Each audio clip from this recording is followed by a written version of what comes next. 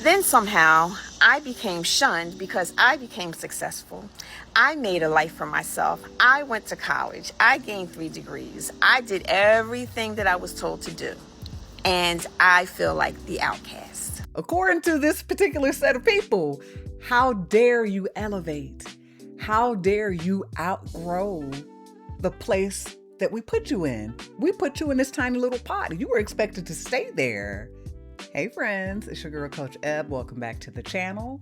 Y'all, today we are getting into it about these black sheep in the family, okay? Now I already know what you're gonna say. We already know the black sheep. We know the story. They're the troublemaker. They're the one that just can't do right, honey, right? Wrong. Let's rewrite and reframe that narrative just a little bit, okay? Today we are looking at clips where we have folks discussing the black sheep as the truth teller. So y'all, let's take a look.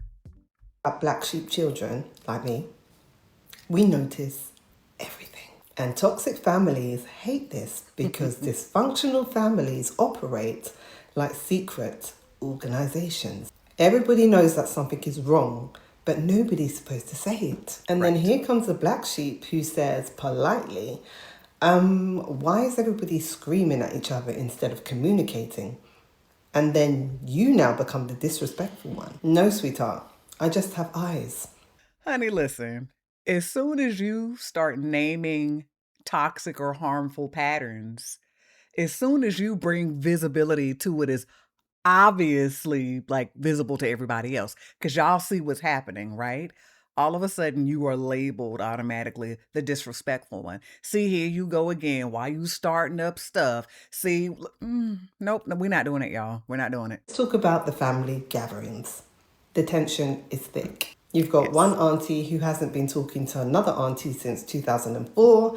Then you've got one uncle hiding outside pretending to be on the phone. And everybody is acting normal. But we black sheep children are just sitting there like FBI agents. We tend to find it interesting because nobody has processed emotions in this household since the invention of rice. The family always labeled the emotionally aware person as dramatic. Meanwhile, everybody is throwing tantrums like exhausted toddlers with car insurance. And then when you set boundaries, you think that one has robbed a bank. Yes, I've changed. Yes.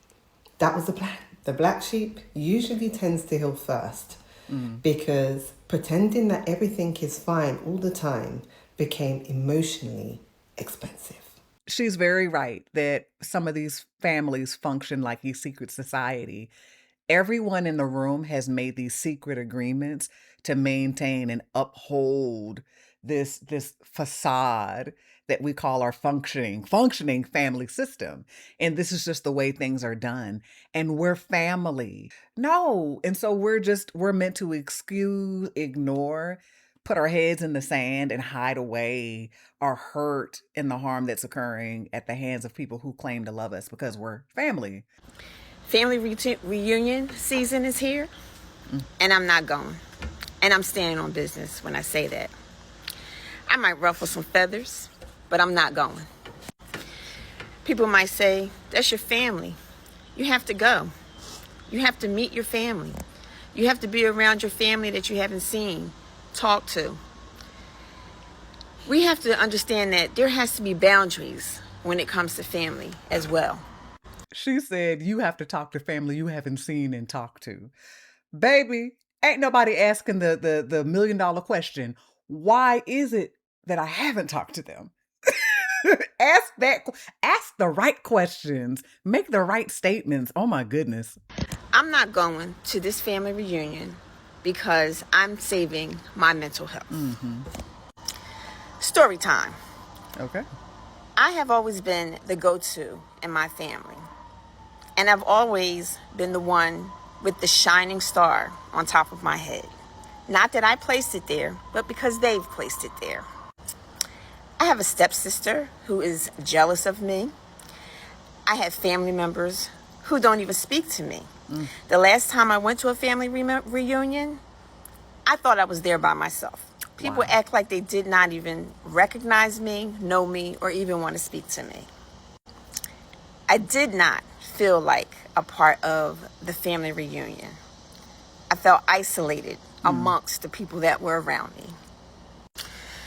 My parents, particularly on my dad's side, well, my mom too, but we're talking in terms of my dad and my stepmom.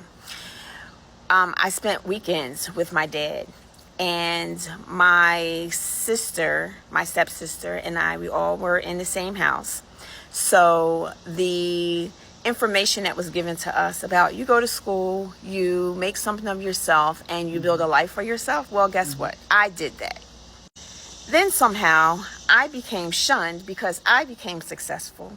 I made a life for myself. I went to college. I gained 3 degrees. I did everything that I was told to do.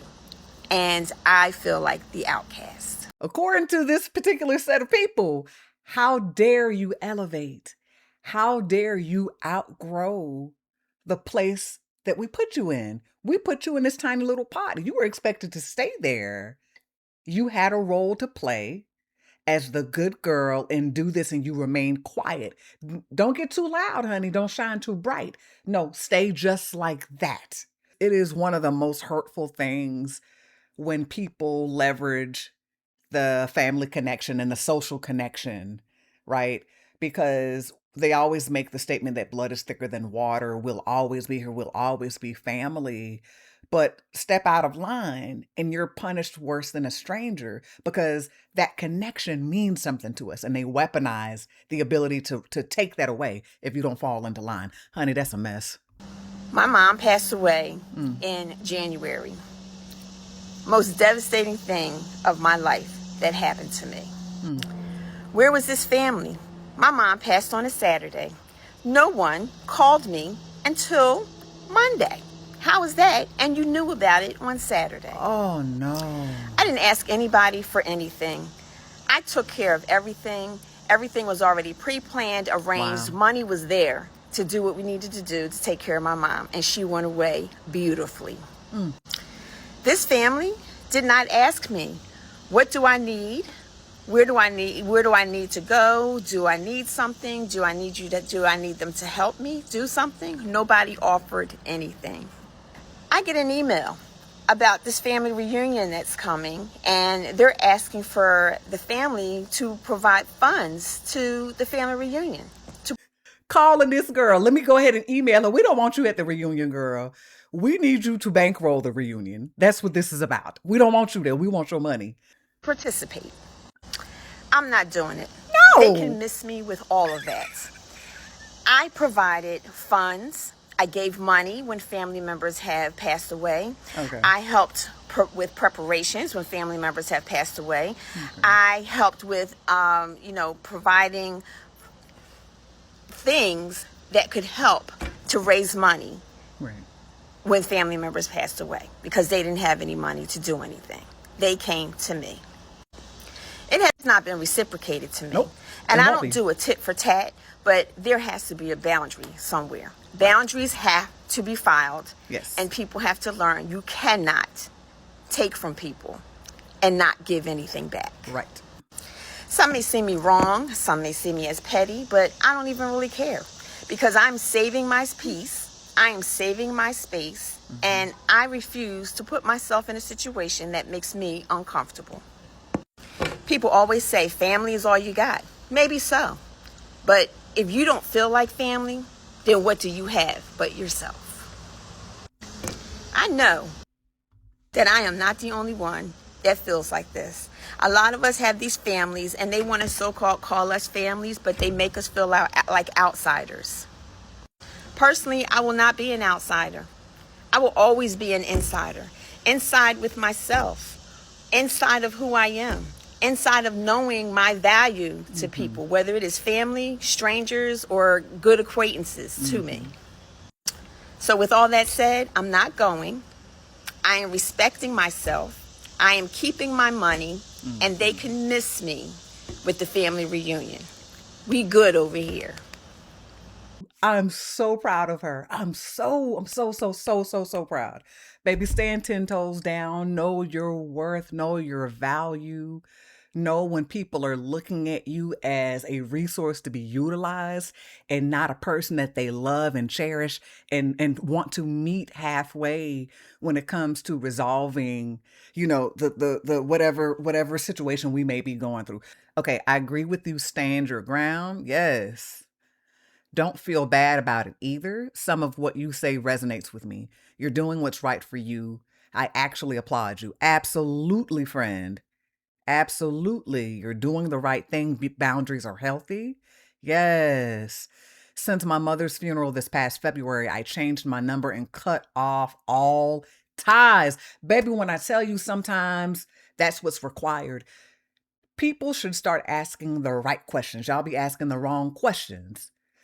Ask yourself, those family members who drift away after Big Mama died, after whoever was the glue holding the family together, once that person passes on. And I understand we have lives and we go our different directions, our separate ways, and live life.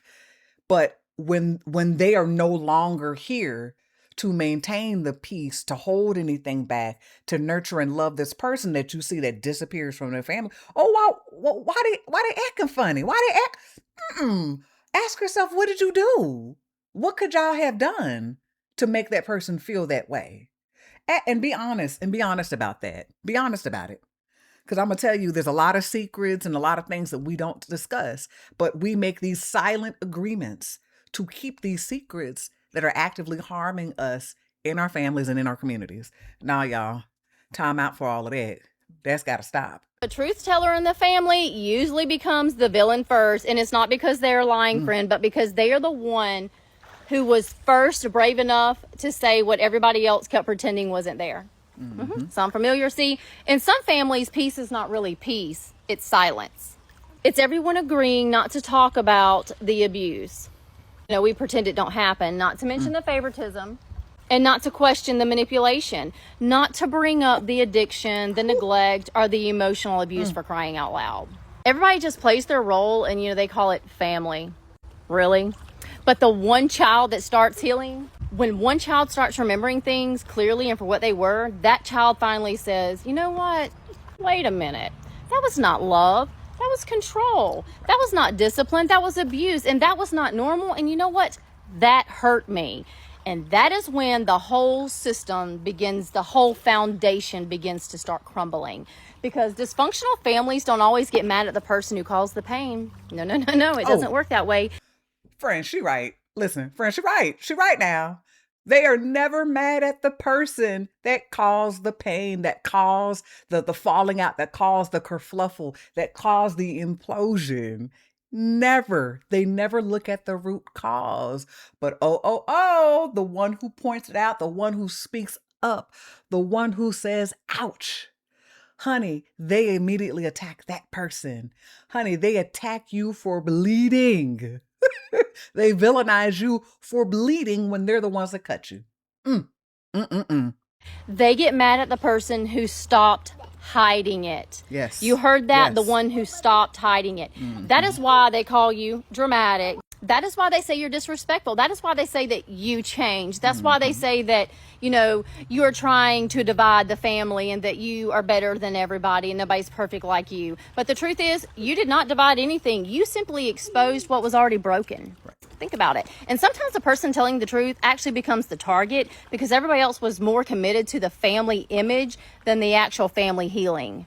Out here breaking generational cycles and folks don't like it. So if you became the problem when you started speaking up, hear me clearly, friend. You may not be the black sheep after all. You may be the pattern breaker. Yeah, I like that ring to it. Sounds really good. Because healthy families, they don't punish the truth. They use it to heal, friend. Baby, absolutely. She spoke no lies. Spoke no lies. What we must be, y'all, is a generation of cycle breakers. Okay, because we talk about generational curses, and what those are patterns that we continue that are passed on from grandmother to mother, mother to child. They're passed down. We are just recreating and doomed to repeat the things that we don't heal from. we become victims generation after generation. Okay? That's gotta stop. That's gotta stop. And it stops when we finally speak up and we take a stand.